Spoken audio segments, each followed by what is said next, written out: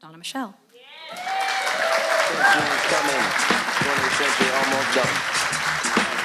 I'm like a wrestler, so first we're doing my entrance music. Go for it. Mainly us. We gonna get it together, right? I believe that. Listen, people be asking me all the time, yo, Mos, what's gonna happen with hip hop? I tell them, you know what's gonna happen with hip hop? Whatever's happening with us. If we smoked out, hip hop is gonna be smoked out. If we doing alright, hip hop is gonna be doing alright. People talk about hip hop like it's some giant living in the hillside, coming down the business town. I'm here to fight you all. Nah, I'm gonna be nice.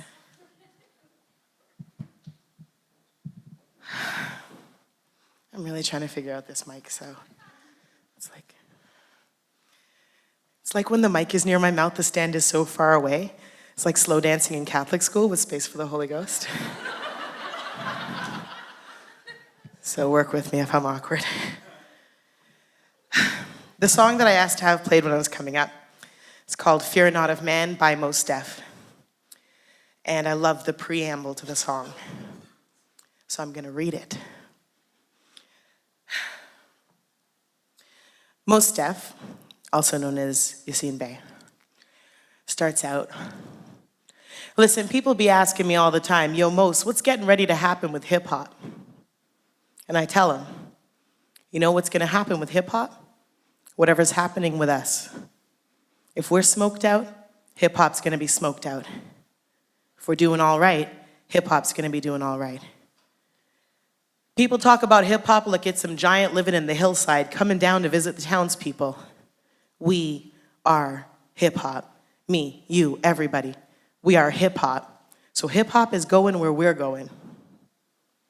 So the next time you ask yourself, where is hip hop going? Ask yourself, where am I going? How am I doing? Till you get a clear idea. So if hip hop is about the people, and hip hop won't get better until people get better, then how do people get better? Well, from my understanding, people get better when they start to understand that they are valuable. Feel free to replace every iteration of hip hop with culture if it makes it easier.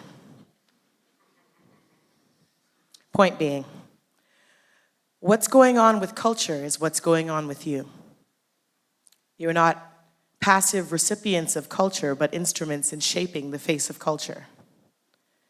And we need to take on that responsibility in a purposeful way. A few things about how I'm going to talk. If you were talking, I would totally heckle you.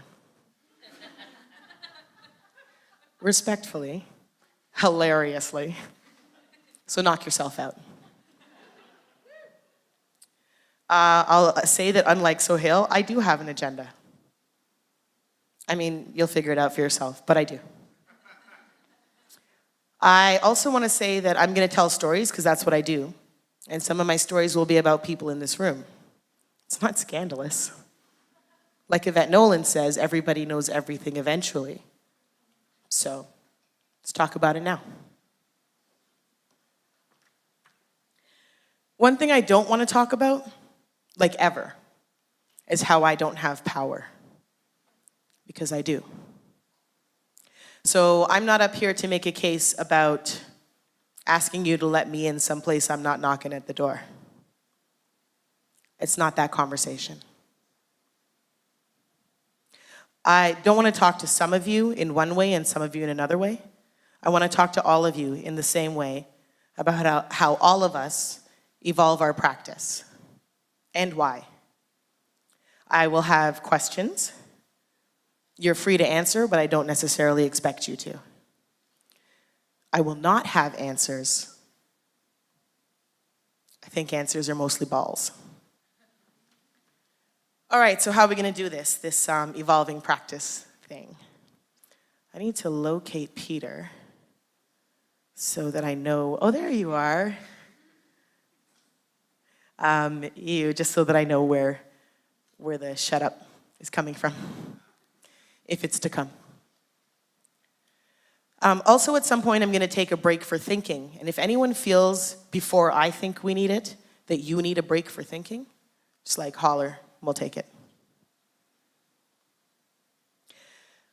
No one can abdicate from the development of individual standards, by which I mean, if you want to practice more inclusive theater creation, no one's going to give you a book of rules.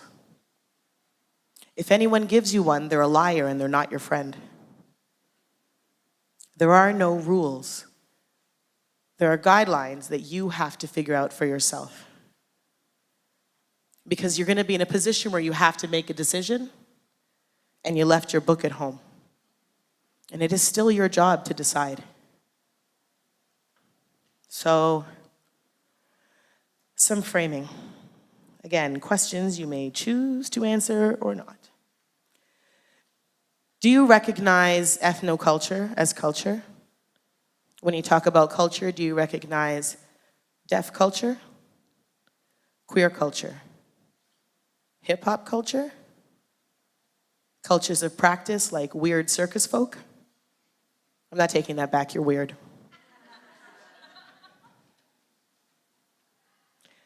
When you talk about diverse cultural practice, do you mean cross-cultural, multicultural, intercultural, culturally specific?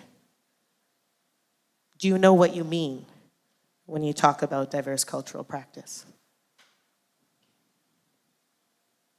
Why do you want to evolve an inclusive or diverse cultural practice? Is it for marketing and ticket sales? In which case, I'm not the one. Is it to increase your sources and influences for your work? Is it some political or humanitarian impulse? Is it one of the many things I didn't think of? Each of the answers to these questions merits a different approach to the practice. And I don't know what you answered, so I'm not here to tell you how to do this. No one should tell you how to do this. And if they do, they're not your friend. People can tell you how they do it, and you can learn from that. But you're a bunch of grown-ups, and you need to think your thoughts. I know you know this. I'm going to tell you so many things that you know.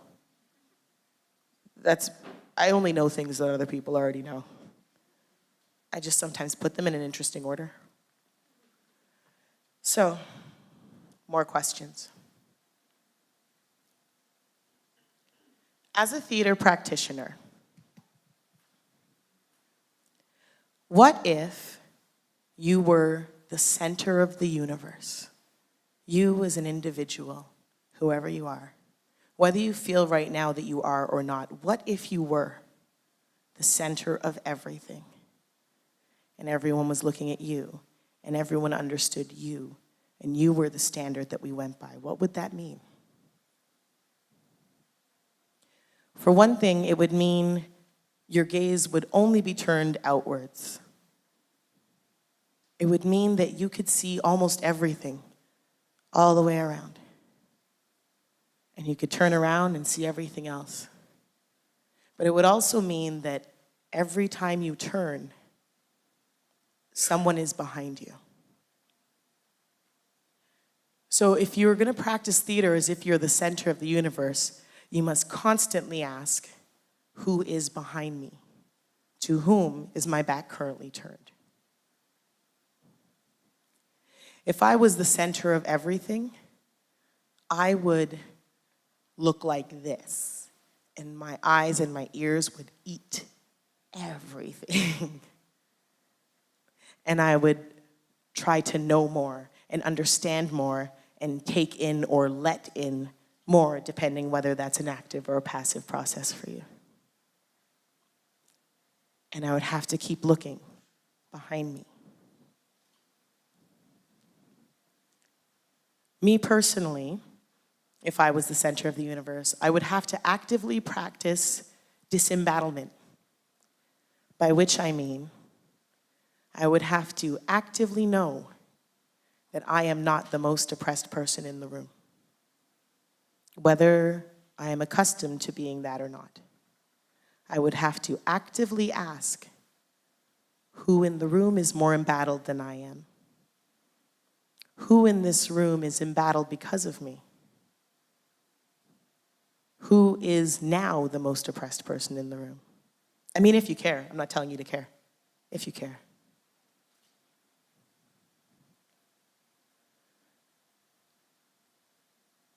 Conversely, I would also have to ask, who is the most authoritative identity in the room? Which is to say, just because I had this great idea for this piece about this thing that I'm obsessed with, does not necessarily preclude someone in the room having more knowledge or authority, experience, or perspective on that thing than me.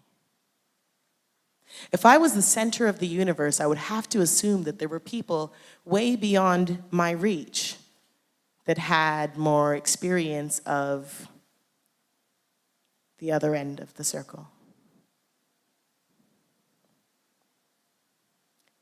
If I was the center of the universe, I would assume that you understand my context. I'll give you an example. I was raised Catholic. Never once in my life have I seen a theatrical production where some person does this, and then some reviewer says, "What was that oblique image?"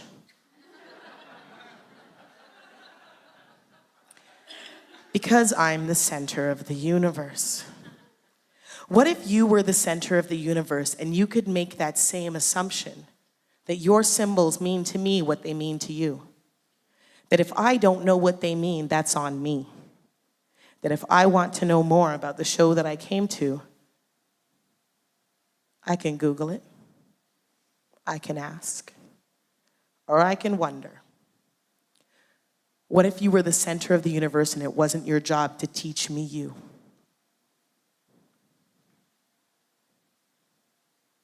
Because in the act of explaining to other people the most basic aspects of your cultural context, you make yourself an alien to yourself. You say, this thing is not normal, therefore I must translate it to you, normal people. Because here in this piece that I've made, even to myself, I am outside. What if every time the show was yours, you were the center of the universe, and it was my problem if I didn't get it? What if? What the fuck is a coxcomb? Don't answer, I don't care. What if, even if you've been historically excluded, you acknowledge that you too are capable of exclusion? And then you asked yourself, who's behind me? And since I'm the center of the universe, how can I turn around and shine the sunshine gaze of me upon them? No, maybe not that far. Once upon a time, I was directing this play. It was called Job's Wife by Yvette Nolan. And there's this stage direction at the top of the play where there's a face of a white god on the wall. And a woman is praying. I'm in the backspace. I'm pointing to places in the backspace now at Theater Passmore. A woman is on the ground praying. She's trying to seek some intercession from God. And then the face of white God turns away. And the Creator enters manifest bodily. Literally, I just couldn't figure out who would turn the face. So I decided to deal with it later. Also, I didn't actually care that much because I didn't get what it had to do with anything. And I knew it was there, and I know that if it's there, you do it because it means something to the story. But I couldn't figure it out. I was like, on a stick, on a string, the stage manager, there's no way to do it, I'll deal with it later. But since I was raised Catholic in a colonized country, the idea that Jesus might not be white is actually fairly brand new. So there was no significance to the face of white God. That was just God. And sometimes God turns away from you, and that's tragic, and I get that. I didn't get that. I didn't get why it was there. I didn't get what it meant. I didn't ask what it meant. I forgot to put it back in. Yvette has never brought that up. I am not at peace with that. where I'm the center of the universe, the turning of that face made no impact on the story. And in this particular play I was trying to stage, actually I was not the center of the universe, no one told me.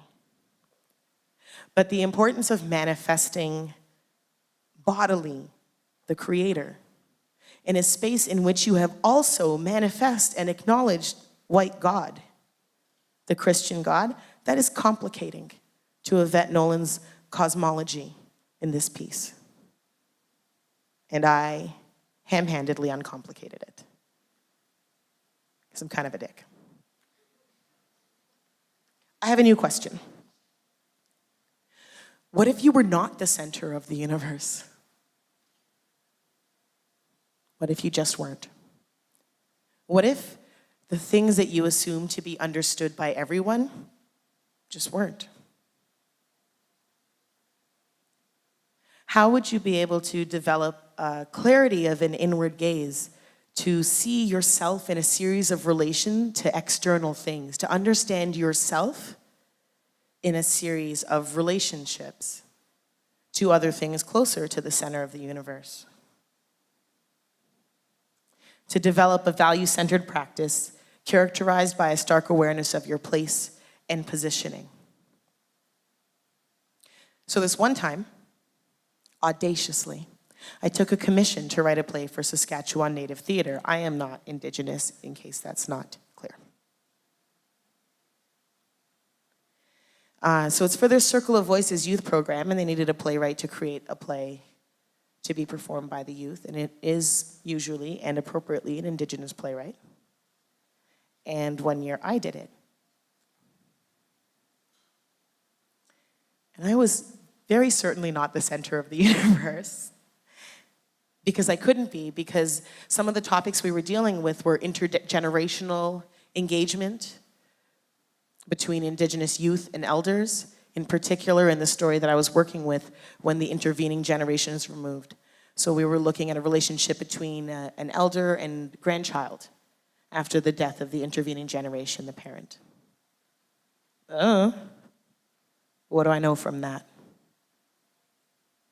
The other thing that we were looking at was conflict between traditional and contemporary Indigenous lifestyles, i.e. that as a choice and contention between communities who have made different choices between pursuing a more contemporary versus a more traditional lifestyle. What do I know from that? So I had to go into this engagement as a complete student. The way that we executed this was, essentially I was not a playwright creating a play for the youth. I was a recorder of the experiences of the youth and their perspectives, and a shaper of those experiences into the story that hopefully reflected their experiences. And even that felt a bit like me mitigating the voice of Indigenous youth in this community. In Saskatchewan, which, what do I know from Saskatchewan? Guys, it's so cold there. So the way that we handled this is through building in a series of workshops where I would go and workshop with them on writing skills. We would talk about plot points. I would send scripts back and forth. And then I created a script in which there were pockets for spoken word. And the emerging artists each created their own work that was then integrated into the script. Every story I tell you about my work tonight will be about imperfection. Spoiler. So it's an imperfect solution, but it's the way that we found and the way that we chose to engage the youth in participating in story making, in articulating their response to the representation. They were encouraged to get fighty. Haha, and they did. That's like a success, right? Because I asked them to. And there was this one super duper awkward moment where there was a scene in which a girl is talking to another girl about being forbidden to wear skirts in ceremony, which sparked a conversation between the youth that required me to leave the room. which was actually kind of totally awesome to me. Because the line didn't take a position on this issue. It just raised the issue. And then when I re-entered the room, we talked about how we'd resolved this in the script and how they wanted this issue represented. Yeah, I learned a lot in that about ceremony, language, gender, and intergenerational work. The other aspect I wanted to say, which is very complicated for me, was the use of indigenous languages. So we had a portion of the lines translated into Cree, and then a portion of the lines translated into Dene. So I don't know what they were saying, to be perfectly honest, but I have it on good authority. It was nice. So this was for me a lot of new experiences from which I had to take learnings and forward them on to the next thing. Probably I wouldn't do that exact thing again.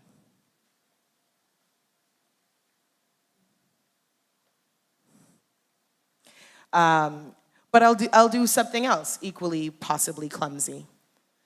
The show was good. I was really proud of the work. I was really proud of the writing that the kids did. But it's really hard to know if you did it right.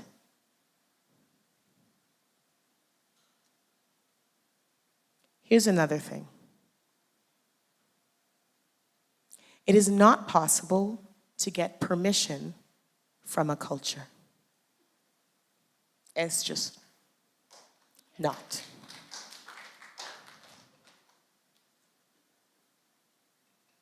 That said, you still have to ask. So enjoy that conundrum.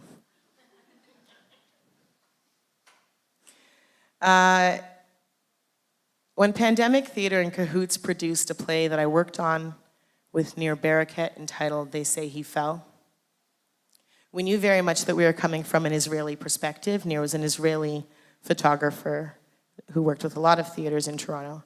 And we were working with Nir's memories of his brother, and from that perspective. And so, of course, with the current state of the world, we all really wanted to invite in some people from a different perspective and hear from them what their experience of the story was, how they felt about the story, in which they were peripherally featured, I'll say at best.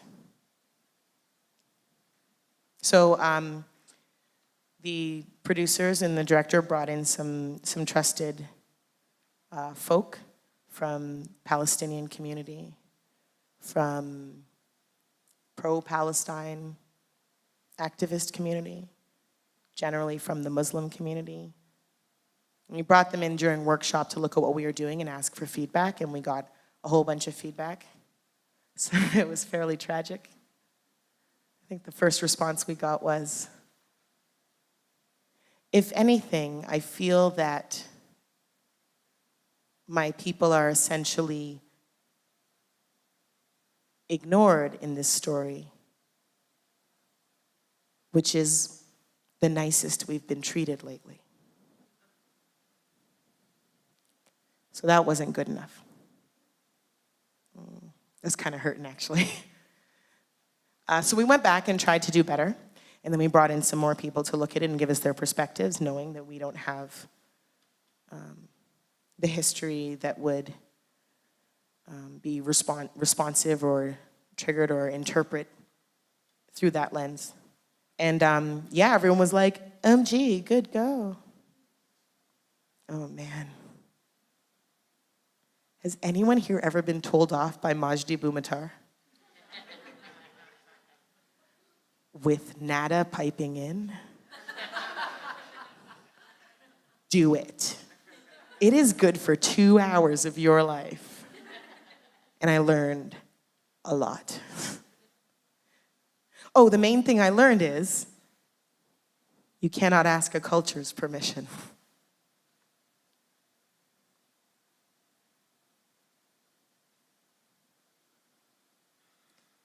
Here's the thing that I find useful in my practice. Accepting that symbols do not need your permission to have meaning. When you use a symbol in your production and it means something to you, you cannot insist that it mean that to everyone else. If someone in the room says it means this to me, it means that to someone. And if you choose to go ahead and use it, you can't restrict its interpretation through wishful thinking.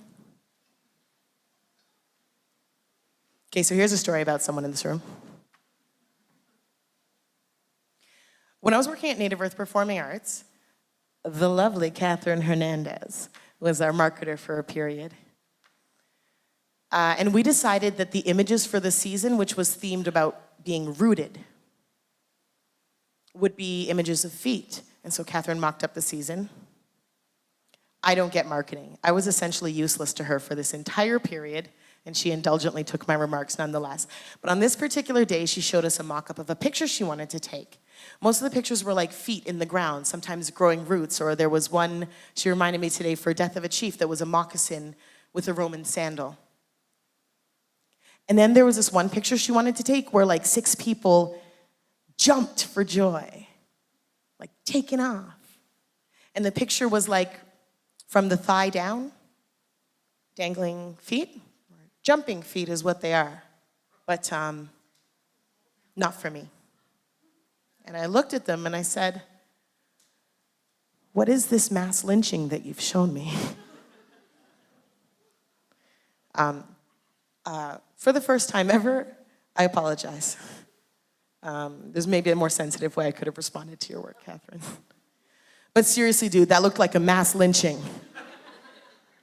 And when I say that I received that image as a mass lynching, I'm not talking about the spirit of my ancestors cried up through my blood to be heard. I'm talking about in January 2017, someone was lynched in Seattle. I'm talking about now. I'm talking about now. I'm talking about now. I'm talking about your experience of the world is not my experience of the world. Your experience of the news is not my experience of the news. I'm saying when someone says something like that to you, you should believe them. Thank you for believing me, Catherine. Here's what I would like to do. I'd like to take a moment for thinking. Are people cool with that? You guys are not a bunch of hecklers, eh? So I'm gonna assume you're a bunch of thinkers. And I know I talk a lot and fast and I jump around. And I just want to have a moment for reflection. So shall we listen to a lovely song? Let's do that.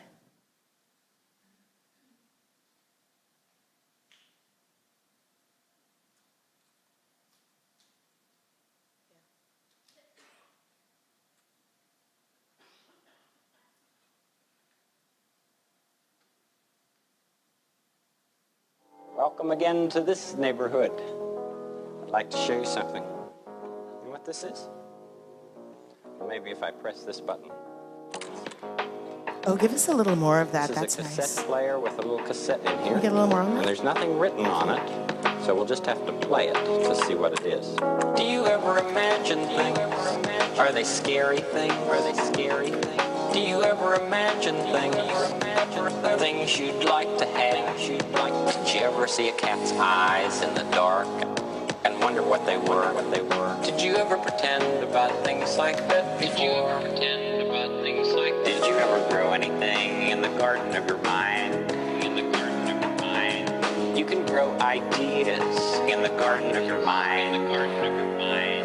It's good to be curious about many things. You can think about things and make believe. All you have to do is think, and they'll grow. Imagine every person that you see is somewhat different from every other person in the world. Some can do some things, some can do others.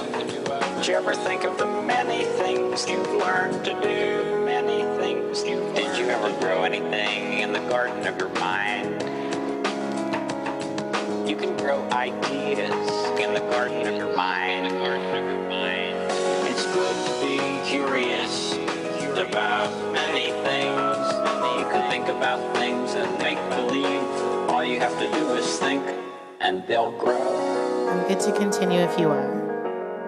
Did you feel All right, going let's like go on. that? Thanks. story. I find the sound of me relentless. I don't know about you.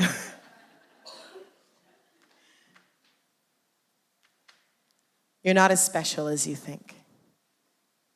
Neither am I. I'm just reiterating a point I made earlier, which is to say, if you tell me that when I say this, you think of this, I should never assume you're the only person making that connection. Because none of us is that special. Because whatever filter we're coming from, everyone represents like at least 50 audience members. I made that number up. I'm really bad at math. Also, I don't get that many audiences. I'm okay with it. I'm saying this because sometimes you're tempted to say, no, that's not what that means. No one thinks that. No one does that. No one will see it that way. But if someone did, you're already wrong. And no one's that special. No one's so special that they're the only one that's going to see a lynching. Just to be sure, I showed it to Kern. He said, lynching? In fairness, we say that a lot. My house is sad.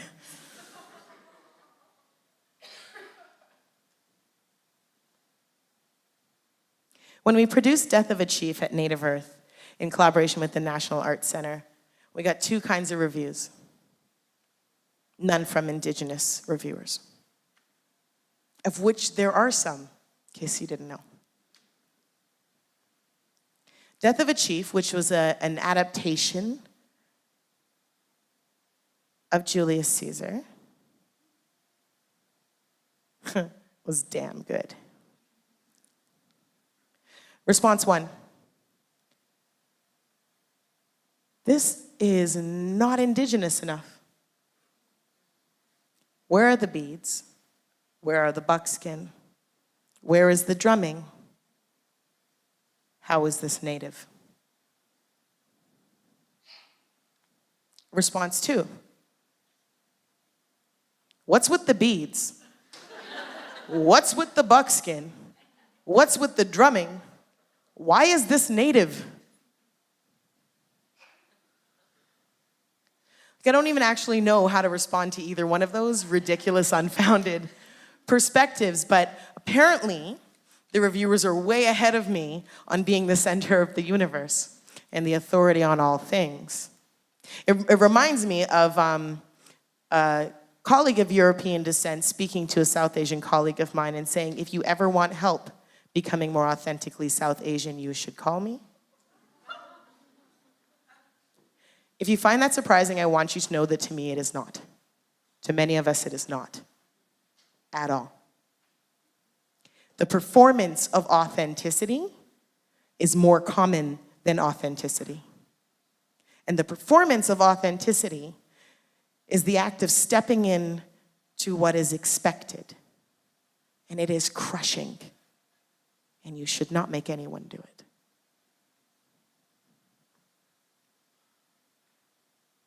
Okay, here's a story about someone in this room.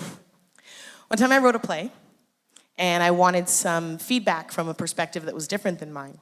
And I sent it to a colleague of mine who is a strong advocate for queer artists.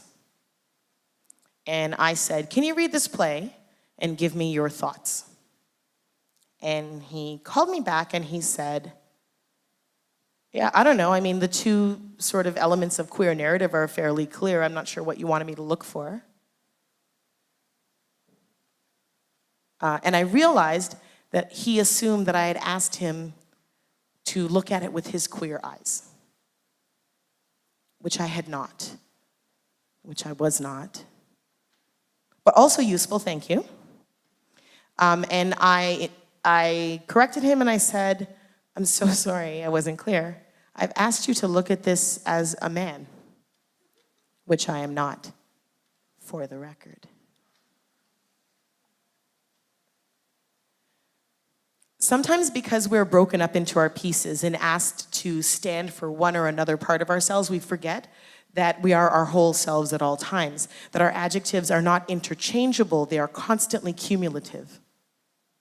So that when you ask someone what is their opinion of this thing as a woman, you cannot extract from that the aspect of the opinion that is informed by her other aspects of identity. You cannot ask me, what is my perspective of this as a person of color, without receiving an opinion informed by my perspective as a woman. And you can only deceive yourself by asking the question in that way or receiving the response in that way. Yeah, more stuff. Actually, I'm going to check with Peter about time. Am I? Thank you.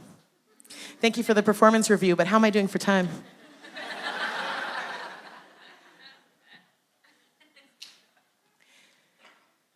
Conceptually, representation or trying to achieve representation is like 90% projection. I was in Calgary recently having yet another unsurprising conversation with a Korean-Canadian artist who had been cast to play a Chinese prostitute in an opium den and then asked by the director in the room to share her Asian perspective on the part. You know, I'm just gonna leave that right there.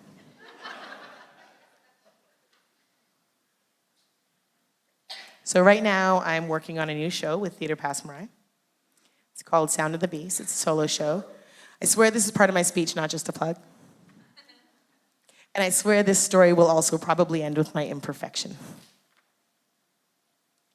In the creation of this show, I very much wanted to collaborate with a deaf artist, with a very particular deaf artist. And it was challenging because there is a way that such things are done. And I don't do things the way that they're done. I actually have a problem with the concept of the way things are done, as in singular. I have a problem with that. I have a problem with there being a big challenge confronting our community and one person finding one way to overcome it and the rest of us just lemming after them, whether or not that way is appropriate to what we're doing. So, in engaging a deaf artist in my work, it was really difficult to use the work that had been done beforehand by other people engaging deaf artists, partly because a lot of it was about marketing. A lot of it was about accommodating a deaf audience, and very little of it was about collaborating with an artist. And the deaf culture advocates who we spoke to contributed quite a lot of perspective on artistic practices in the deaf community and other artists that we might be interested in working with. But we weren't, I'm gonna say, politically aligned. When I went looking for this artist, I had seven adjectives I wanted met. I wanted a Black immigrant woman, leftist, activist, deaf, professional artist. Her name's Tamika Bullen. She's amazing. It took a long time. Similar process to find the appropriate interpreter to work with us. So all this stuff is taking months and months to figure out, to just nail it down perfect. What's the right thing for the show? Who's the right artist? How are we going to facilitate this conversation? And we go into previews next week, and I know that because it's largely a solo show, Tamika's contribution is on video. And because I'm in it, and because you just heard how I talk, and because I also rap in the show, because there's chunks with no script, I now have a show in which I've engaged a deaf artist which does not welcome a deaf audience. I'm very imperfect. So now we're working on that. And this is how we've decided to approach it. In collaboration with Tamika and with Tala Jalili, our fantastic interpreter, we're trying to devise a way to caption the show based on our shared principles, political and artistic principles, that is economically accessible to other companies, to independent companies. That will allow us to engage deaf artists in the work, to welcome deaf artists deaf audience members to the work on our own power. That is to say, without a massive budget attached to it. What I really mean by that is I want to create some kind of process, imperfect as it may be, that means no budget is no excuse. That's what I really want. I really want to do something that isn't the best thing ever, but anyone could do. And I don't know if what we're figuring out right now, because we're still figuring out, I don't know if it is that. And I'm happy to be the one that fails, if necessary. Because it's not just about doing the thing. It's not just about finding the one person that's found the one way to do this thing. Who's the one person that's figured out how to go into an indigenous community and talk to elders and get permission for stories and integrate artists from that community and da-da-da. Great, let's all make a treaty show now. Because that one show did it that one way. Now every region's gonna have a treaty-making show. Because there cannot be any singular approach to any practice. Because there cannot be a singular way to engage any community. Because I want to do it a new way. Because I want to encourage everyone to continue to find ways even if you think the way has been found. Because this is ongoing work.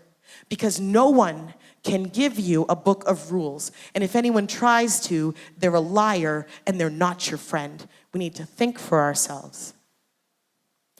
When you encounter something that you have never seen before, you still have to make a decision. So we're gonna figure it out, and maybe it's not gonna work, and that's okay with me. And we're gonna invite in colleagues, and they're gonna talk to us about why they think it didn't work or how they do it, and maybe we'll get better. But the point is, we each need to take a role in advancing our community's collective practice. Let's just do it, you guys. Right? Let's be bold. Let's be bold, but let's also maintain a look over our shoulder for who might be behind us. The understanding that we may not be the authority in this particular situation. The acceptance of criticism when we fail. And know that to try once and fail is not enough. To say I tried is not enough. If you tried and you failed, how nice for you. I've had that experience of high school. Man, I kept going back. No matter how old I got, I kept going back. It never worked out. That's okay. That's okay. I'm actually really proud that I kept going back. I'm really proud that we're trying. I want to thank Theatre Passe-Muraille for trying. This is not their way of doing things. This is an accommodation. I come from hip hop. It's not like theater. I come from like bare feet and milk crates. It's not how everybody does things. And when you collaborate, when crumpled pieces of paper and bare feet and milk crates is being produced by Theatre Passe-Muraille that has its own style and standard and aesthetic, everything is a collaboration, everything is a negotiation, everything is an accommodation. So for every accommodation I've received, I feel compelled to look over my shoulder and see what I can offer. Not because I'm awesome, which I am, but probably because I was writing this speech and I had to think of stuff to say, and then I had to do it. Who knows? These are questions that inform my practice and my way of working. What the hell's going on? Follow up. What does that have to do with me? These questions are really important to me and have to be asked in that order. Because if you look at something and go, what does this have to do with me? And then what's going on? I don't know, everything gets all weird and squishy and has to do with you, and I don't even know you, and I don't even care that much.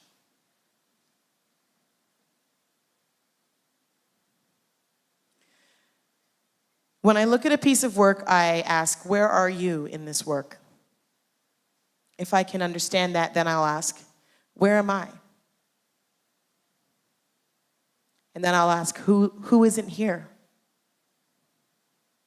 When I write theater, I ask, of the characters that I've caused to exist, who of these is least like me, and have I been unkind? My late father once read a story that I wrote in which no one fared well, because that's how I used to write them. Oh, wait. Used to? I don't know. He got to the end and he was really pissed off at me about this woman who had walked for like 2 weeks across the desert looking for her husband, and then when she finally found him, he said, I don't know her. And then the story just sort of ended. I don't know what was going on. It wasn't nice. And my father crumpled up this story, and he said, you have no right. You made this woman exist just to do that? You have no right. My dad took my writing really seriously. And I'm very grateful for that. But also for that, for saying you've caused these people to exist for what? Why did you cause them to exist? And I make an effort to look at the person in the story that is least like me and see if I have been unkind or unfair or made assumptions or projections.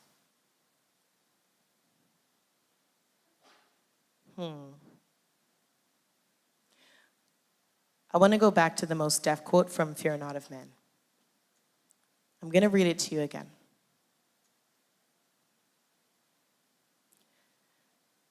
I'm going to edit it for culture. Next time you ask yourself where culture is going, ask yourself, where am I going? How am I doing? Until you get a clear idea. Because if culture is about the people, and the culture won't get better until the people get better, then how do people get better?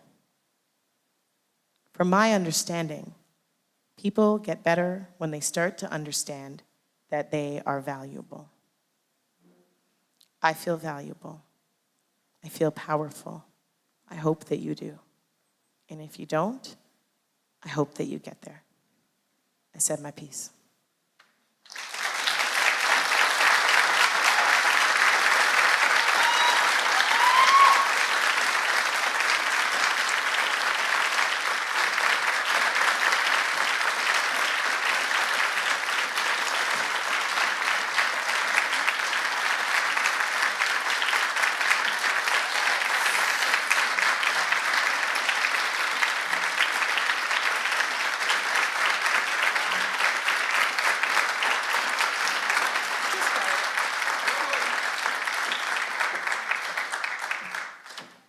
Guys. Donna-Michelle has said she would like to take some questions. So what questions do you have for Donna-Michelle? Awkward silence. I have a question. How come you're so rude? You didn't thank anybody. Thank you for bringing that up. I'd really like to thank Modern Times for having me, and Jen for her stewardship of that CTR issue, and all the people who I can't name, because when you start naming people, you forget someone, and then they're like super sad and don't even ever tell you forgot them. Just like thank you to all the contributors to the CTR. Thank you to all the people at Modern Times. Thanks to Rick and Natalie for helping me shape my concept. I'm so sorry for doing this right now. I just like, the last thing on my notes said thank people. And then I was like, what does that even mean? Thanks everyone for being here and for being an attentive audience. I'm so sorry. Thank you.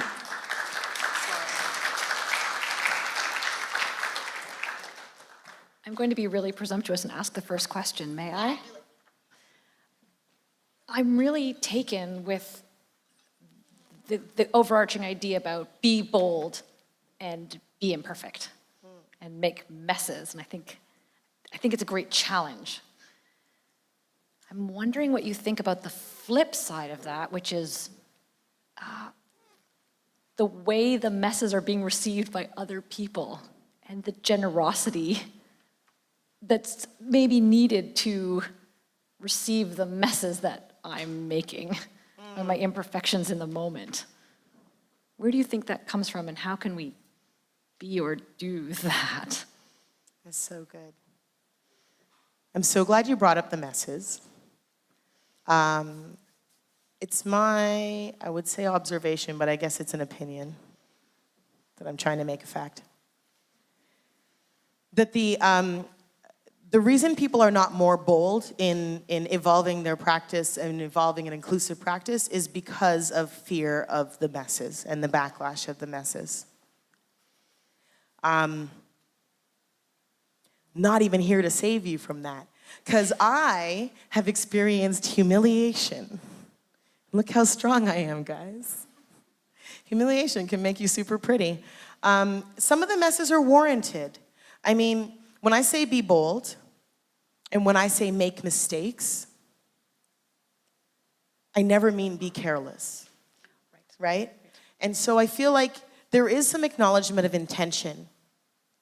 If every attempt is made to pursue a best practice, and I was talking with one of the interpreters, with Kim? Yeah, with Kim about this earlier, about air quote best practices, which often comes down to an air quote singular best practice.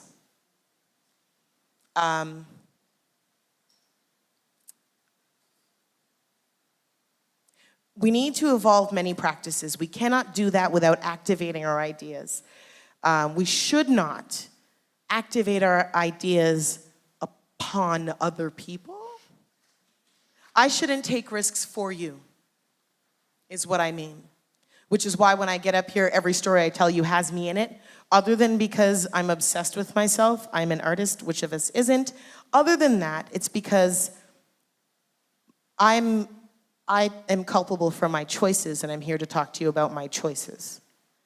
And I'm not here to shame anyone else for their choices. Recovery is the hardest thing, but no one can save you from the mistake.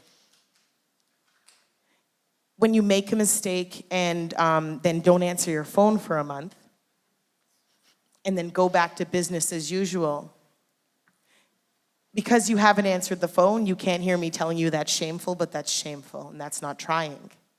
That's being seen to have tried. To really try is to continue to pursue after the failure. To really try is to make reconciliation. And it's awkward, and it can be ugly.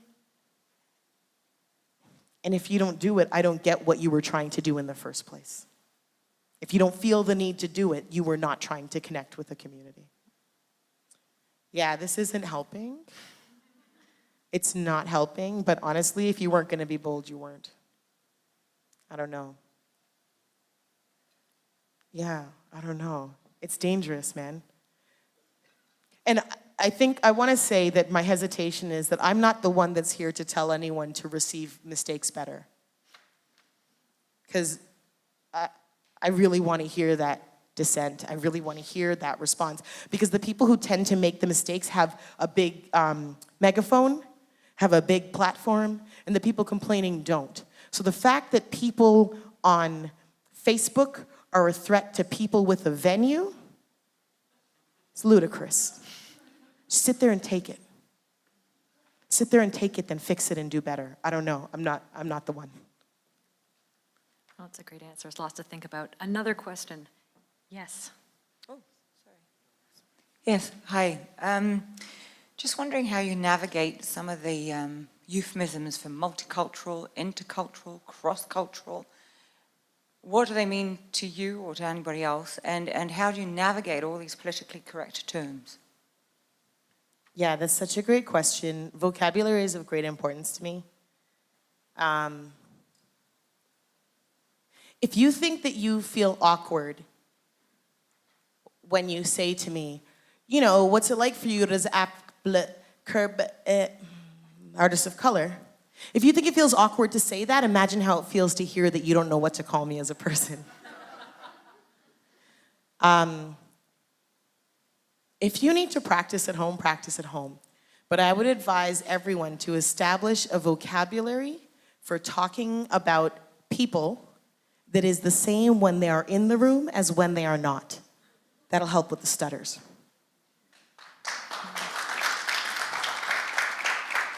I have gone through many a year when in one day I would be talking about Indigenous people, Aboriginal people, Native people, First Nations people, and it would never settle. And it was always uncomfortable because I was always sure I had the wrong one. And I knew that people had preferences, so I was trying to understand what the majority preference is, but that's actually quite irrelevant to any given person that you're speaking to. So continuing along the lines of thinking for ourselves, I tried to look at what each word implied. Like, what's the difference? Why is this bothersome? Why is this, my new favorite word, vexatious? To certain people, why do some people have a reaction to this thing? Why do some people hate to be called queer and other people hate to be called gay? It's their business and they have that right. Why though? When you can understand the distinction, you can decide for yourself what you think is the correct term to use, what you think is appropriate. That's your work. When it comes to multicultural, intercultural, cross-cultural, or culturally specific, I mean, they're different words with different letters that have different meanings. And I think it's worth investing in just looking up the difference. Okay, this time this is a little bit of a plug, but it's not necessarily about me. If you went to the Ad Hoc Assembly website, I've made a little bit of a start. This is part of what I'm interested in Ad Hoc Assembly, in advancing thought. And I'm not interested in coming here and being like, everybody figure it out. I'm also trying my best to equip, especially when it comes to vocabularies. Because we are in the business of symbols and images and words having deep meaning. And we request funding on the basis of the deep meaning of what we're saying. So believe it. Believe the choice you make means something. So there's a little primer saying what is inter, what is multi, what is cross, what is culturally specific. There's a little primer that helps you understand that Obsidian Theater, by being a Black company, is not diverse. By definition, it is not diverse. So look at that, and then if you think it's dumb, look at something else. Figure it out. That's all. Another question. Rick? You want to be echoed, so I just wanted to suggest that Obsidian Theater is diverse. I'm going to take a correction from Rick, who is, which I heard absolutely in my head as I was saying it, that Obsidian Theater is in fact diverse because it represents a diversity of cultures across the Black diaspora. I assume I'm finishing your thought for you to expedite. Got schooled by a white man. Shame. Thank you, Rick. Please, Leah. Hold on for a mic, sorry. Hi, I'm the former artistic producer at Obsidian Theater. And just to clarify, we didn't like to define ourselves as a diverse company, even though that's true, because that was the box that everyone defined us and fit us into. So we would always tell people we were not a diverse theater company, that we were culturally specific. Mm-hmm. And it's complicated, right? Because in that case, I mean, the insistence on not being diverse is in fact not a resistance to the diversity of diasporic Black identities represented by the company. It's a resistance to the euphemism diverse, which no longer means many different. It means brown, which is why we're shaking it up, throwing it out. It's not so good anymore, that word. It's lost meaning, you know, like president. You can use up a word and then it's just garbage. Diversity kind of did that. Another question. At the back, yes. Hi. So can we go back to being bold? Yes, please. as a theater artist, I'm asking you, being a theater artist as well, in the system where funding is being sucked out of the government sources, mostly for mainstream. If we compare numbers, there are, the money that goes to the bold or diverse, to what's going to certain mainstream productions and festivals. I'm not going to name any, I'm sure we know what I'm talking about. How do you go about that? How do you go about being bold in that situation? Because it's very different from many other places in the world where public funding is given to boldness. Yeah, thank you for that question. I mean, we have a problem. I don't know a non-blunt way to say this. And it's not like it's audacious. I just don't know a gentle, polite way of saying it. We have a problem when, I'm just going to keep riding Obsidian because it's come up, when Obsidian produces 2 black plays in a year, because that's what they're supposed to do, and then Canadian Stage hires 1 black actor, and they are bold. We have a problem. Because we're all being marked on a curve. So those who never try are given credit for slightly trying. And those who make it their business all day, every day are taken for granted and assumed to be supposed to do that work.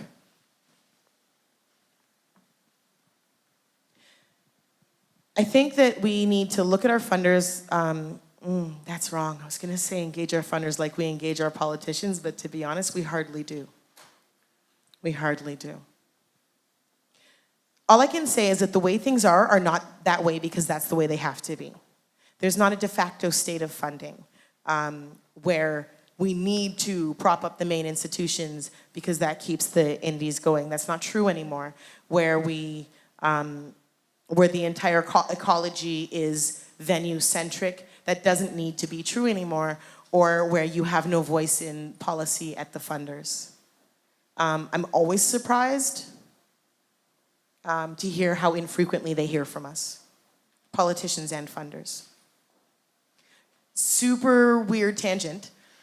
Last week I had a meeting at the OIPRD, the Ontario Independent Police Review Director's Office. They're the people who take complaints about police. And they take 3 kinds of complaints. They take complaints about behavior, complaints about policy, and where's Jiv? What's the third one? Services.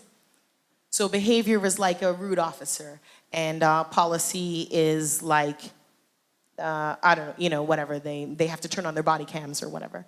And services is like, I called 911 and they took an hour.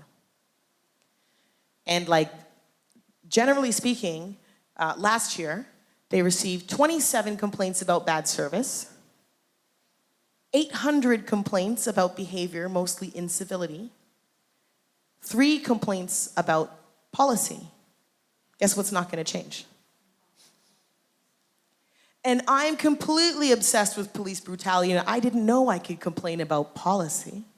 Did you? I don't know if I'd known if I would have. You have no idea how much more power you have than you're exercising. I'm not going to tell you how to do it, but do it. Tell them to fix it. Tell them to change it. Suggest a shape or just suggest what's wrong. The more they hear from you, the more when some of us show up and go, things need to change, and we have anecdotal evidence, that they can't tell us it's just us bringing it. When they hear it from you and they hear it from us and they're getting it from every side, eventually something has to shift. Does that sound really naive? Seriously, tell me. I don't care. I'm bold and naive. Well, I think that wraps up our time for questions. I want to thank everyone here for being a fantastic audience, and I want to again thank Donna-Michelle for a really inspiring talk.